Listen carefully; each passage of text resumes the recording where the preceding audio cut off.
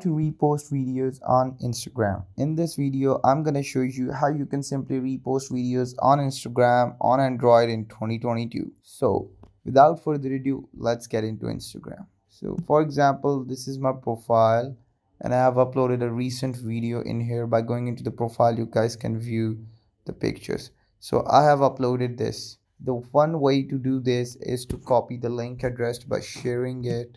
The copy link, the link would be copied, go into the Google Chrome, just right here, repost videos or so.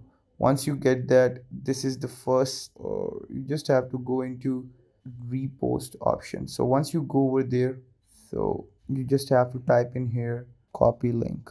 So once you do that, it is already going to give you the videos that have been posted, but you have to keep this thing in mind that the poster or the image or the video that you are copying the link of should be a public one. So here is my account and this is a private account, so this video cannot be uploaded.